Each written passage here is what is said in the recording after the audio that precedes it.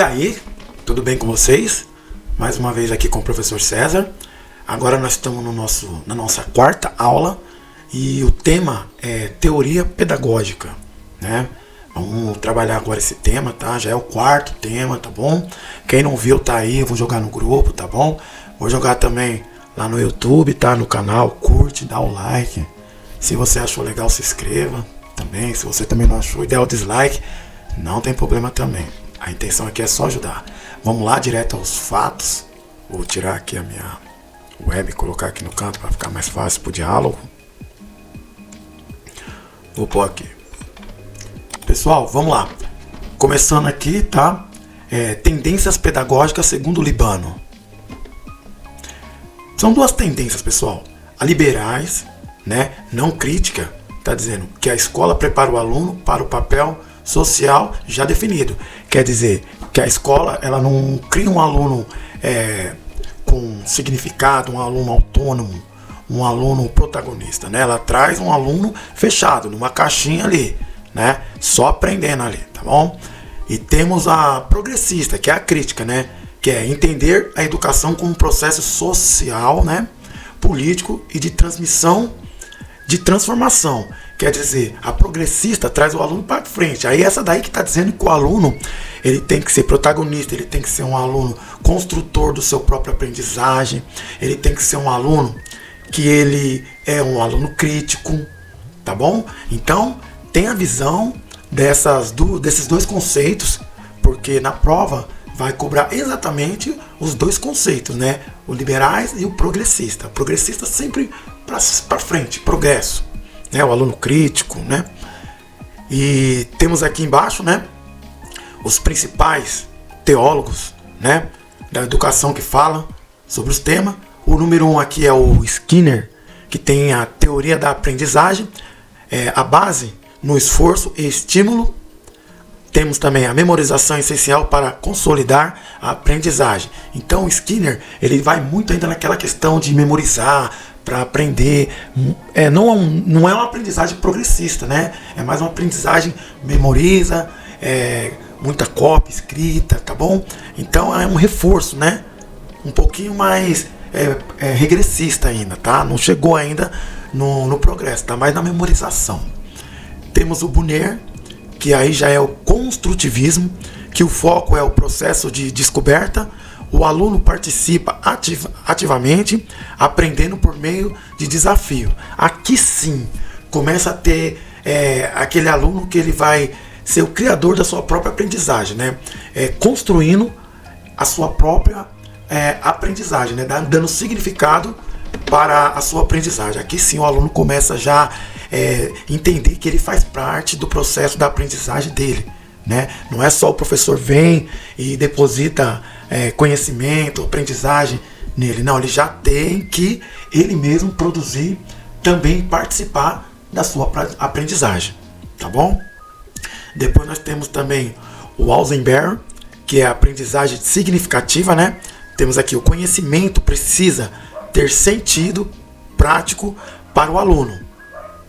No caso, favorecer melhor a retenção e otimizar o tempo. Aqui já tem aquele aluno já mais focado, né, na aprendizagem dele, né? Aqui já temos já como eu falo, né, o aluno protagonista, né, do seu próprio aprendizagem, né? Temos também aqui o Palmiter, que é o construcionismo, que é aprender e construir ativamente novos conhecimentos. Então aqui já entra na questão do aluno ativamente, né, dentro do processo de aprendizagem, né? O aluno aqui ele já começa a ser mais ativo, né, progressista e também protagonista, né? Perceberam que vai só evoluindo, cada pensador vai trazendo uma forma mais concreta e participativa do aluno. Preste muita atenção, pessoal, nesses conceitos de que cada pensador traz a visão, porque na prova vai cobrar exatamente isso.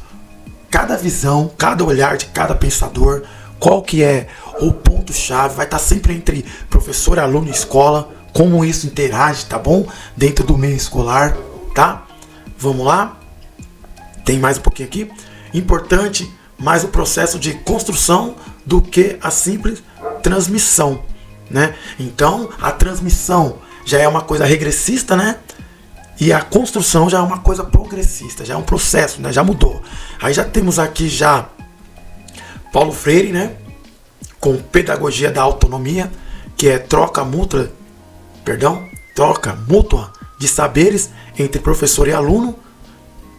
Temos o professor como mediador, grava, gente, professor como mediador, né? Não é o retentor da sabedoria. Ele intermedia ali, ó, ele dá dica para o aluno, ele chega no aluno, ensina ele como pescar, né? Mas ele não vai pegar a vara e falar, faz assim. Ele vai falar, não, pega a vara, vai lá, pega a minhoca, prende, amarra o anzol, agora joga daquele lado, tá vendo ali, ó? Ali tá mais fácil, tá vendo que ali tá mais tranquilo, aonde nós estamos pescando, ali tá mais de boa, então joga ali, que ali tá mais fácil.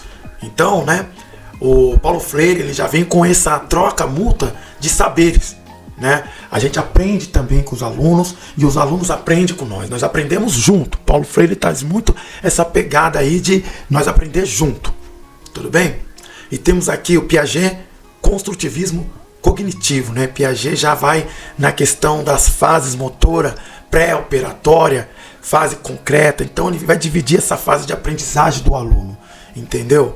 Ele vai trabalhar o cognitivo, né? As formas como o aluno aprende, foca nisso. Sensor motor, pré-operatório, pode vir na mente que vai ser Piaget, né? Construtivismo cognitivo. O professor, ele facilita a experiência para a criação e construir conhecimento. Então o professor a todo momento ele entra como mediador, né? Aquele que ajuda o aluno a conquistar a sua aprendizagem, a conquistar o seu progresso, tá bom? E o último aqui, né? Simples e fácil assim. Em sumo, né? A teoria pedagógica varia entre enfoque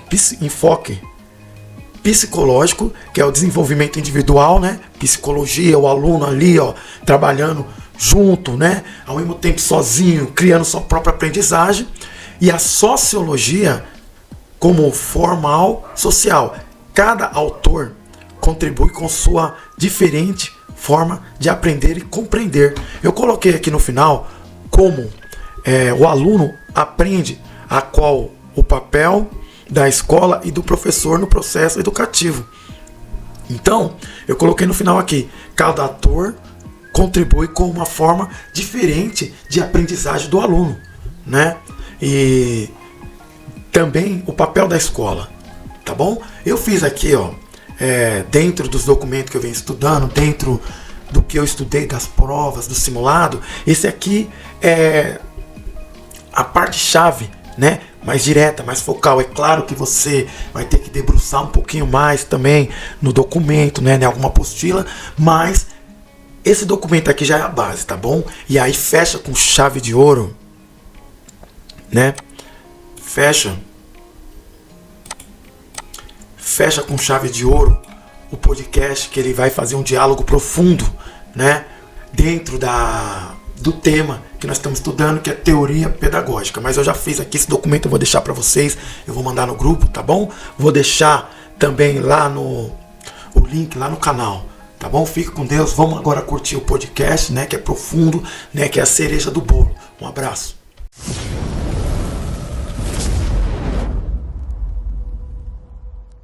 Olá, hoje a gente vai mergulhar um pouco no universo das teorias pedagógicas. O material que a gente analisou mostra um campo bem rico, né?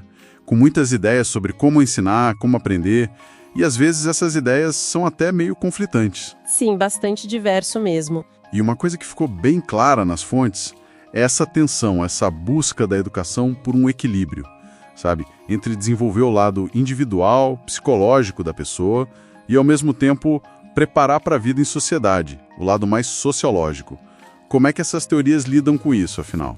Olha, esse é um ponto-chave. E para tentar organizar essa variedade toda, as fontes trazem muito a classificação do José Carlos Libânio, que é bem conhecida. Ele basicamente divide as tendências pedagógicas em dois grupos grandes, as liberais e as progressistas. E o interessante é como ele conecta o jeito de ensinar, não só o método em si, mas a visão de sociedade que a escola acaba promovendo. Ah, interessante. E qual seria a grande diferença, então, entre essas liberais e progressistas, segundo o Libânio, pelo que as fontes mostraram? Então, de forma bem direta, as pedagogias liberais, para eles, são mais, digamos, não críticas. O foco é mais em adaptar a pessoa à sociedade que já existe, sabe? Preparar para cumprir papéis sociais que já estão meio definidos. Já as progressistas, não. Elas são vistas como críticas por natureza. Elas entendem a educação como um processo sociopolítico mesmo. Um jeito de questionar a realidade social, quem sabe até de transformar. A escola, nessa visão progressista, tem um papel social bem mais ativo, né? Entendi, faz sentido. E as fontes também falam de vários pensadores que influenciaram essas visões, né? Citam o Skinner, Piaget, Brunner, Paulo Freire. Como é que as ideias deles entram nessa história? Exato. Cada um traz uma perspectiva diferente. O Skinner, por exemplo, ele vem daquela linha mais comportamentalista. Para ele, a aprendizagem é muito moldada por reforços, sabe? O foco está em como o ambiente, com recompensas ou punições, direciona o comportamento. A memorização, a repetição, acabam sendo ferramentas importantes aí. Mas essa ideia de moldar só pelo reforço externo parece que ignora um pouco o que se passa na cabeça do aluno, né? O processo interno. As fontes trazem outras visões. Com certeza. E aí que entram fortes as teorias construtivistas, né? Muito associadas ao Piaget e ao Brunner. Aqui a coisa muda. O aluno não é visto como uma página em branco para a gente preencher. Ele é um construtor ativo do próprio conhecimento. Ah, então o aluno é protagonista. Isso. O Piaget detalhou muito as fases do desenvolvimento cognitivo, como a criança aprende interagindo com o mundo. Já o Brunner fala muito da aprendizagem pela descoberta. O professor nesse cenário vira mais um facilitador, sabe? Alguém que propõe desafios, que instiga, e menos aquele que só transmite informação pronta. Muda bastante o papel de todo mundo, tanto do aluno quanto do professor. Muito. A ênfase sai do ensinar e vai para o aprender. O conhecimento é algo que emerge da ação, da reflexão do próprio estudante. Mas é curioso notar, e as fontes sugerem isso, que talvez tanto o Skinner com o foco no externo, quanto o Piaget mais no interno, não deram tanta atenção assim ao contexto sociocultural, né? Algo que outro pensador importante trouxe com muita força. Imagino que você esteja falando do Paulo Freire. Como a pedagogia da autonomia dele se encaixa e se diferencia disso tudo? Exatamente, o Freire. Ele faz uma crítica muito forte àquilo que ele chamou de educação bancária, né? Aquela ideia de que o professor deposita o saber na cabeça do aluno, que é passivo. Educação bancária. Isso. Ele propõe o contrário, uma relação de diálogo, onde todo mundo ensina e todo mundo aprende, numa troca mútua. O professor ali é um mediador. Ele ajuda os alunos a fazerem uma leitura crítica do mundo, a conectar o que aprendem com a vida deles, com a realidade social em que vivem. Então, para o Freire, aprender não é só absorver conteúdo, é desenvolver uma consciência crítica sobre a sociedade também. Precisamente. A educação, na visão freiriana, é, na sua essência, uma prática de liberdade. É uma ferramenta para a transformação social. E isso nos leva de volta àquela questão central que as fontes levantam, né? A educação serve para quê? Para adaptar as pessoas à sociedade como ela é ou para dar ferramentas para que elas possam mudá-la? As teorias dão respostas bem diferentes. E as fontes ainda citam, mesmo que mais rapidamente, o Ausubel, com a ideia de aprendizagem significativa, aquilo de o conteúdo ter que fazer sentido prático para o aluno, né? E também o Papert, com o construcionismo, que é aquela ideia de que a gente aprende melhor quando está construindo algo concreto, seja um projeto, um robô, sei lá, um programa de computador. Sim, são outras abordagens importantes que reforçam essa linha do aprendizado ativo, com propósito, com significado para o aluno. Mostra como o campo é mesmo bem diverso. Então, para a gente recapitular um pouco o que a gente viu nas fontes, a educação é esse campo bem complexo, tem teorias que vão desde focar no comportamento, no reforço externo, passam pela ideia do aluno como construtor ativo do conhecimento e chegam até numa visão da educação como prática política mesmo de desenvolver o olhar crítico. e todas elas, de um jeito ou de outro, tentando lidar com essa relação entre o indivíduo social. Perfeito. É um bom resumo do que as fontes trouxeram. E para a gente fechar, fica uma provocação que meio que surge dessa diversidade toda, né? Uma questão que as fontes não respondem diretamente, mas que fica no ar. Se a gente tem visões tão diferentes sobre o que é aprender e sobre qual é o papel do professor, que pode ir de um aplicador de técnicas de reforço até um mediador do diálogo crítico, como que a avaliação da aprendizagem deveria ser? Como ela deveria mudar para ser realmente coerente com cada uma dessas abordagens pedagógicas tão distintas? Fica aí uma reflexão, né?